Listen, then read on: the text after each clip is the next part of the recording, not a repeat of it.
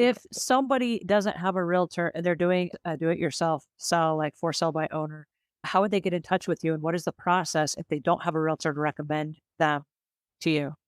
So usually they're not going to know about me except through their realtor partners. Realtors are really the ones who see the value in what I do and tell their clients, hey, you might be in need of this. You can find us on the internet, renovationsells.com. I'm your San Antonio girl, so you can find me there.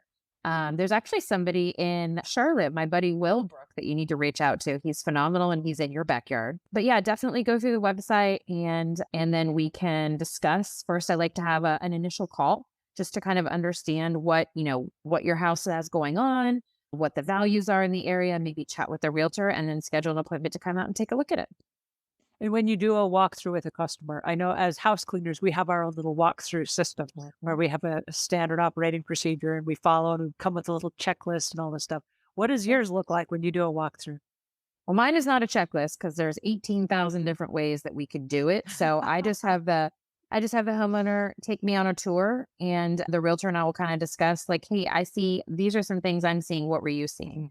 Now, I probably already had a conversation with the realtor before I walked in the door to understand what the recommendations were.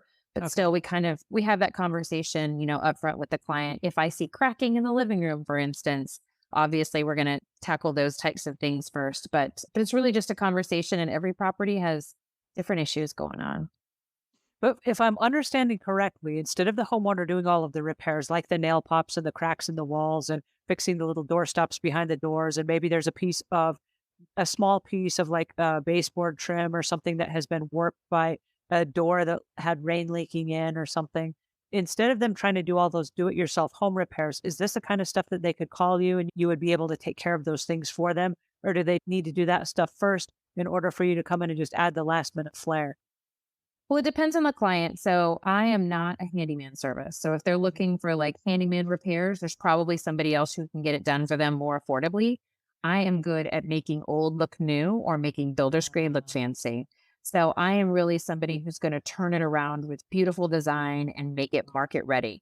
Now, that being said, we can incorporate some of those type things, in it, right? Maybe the dog tore off the weather stripping or there's scratches here or the kids did XYZ. So we can certainly incorporate those things. But if all they're looking for is handyman, there are probably better service providers able to help them out with that. Oh, I'm so glad I asked that question. That really Mhm. clarifies things for me. Thank you so much.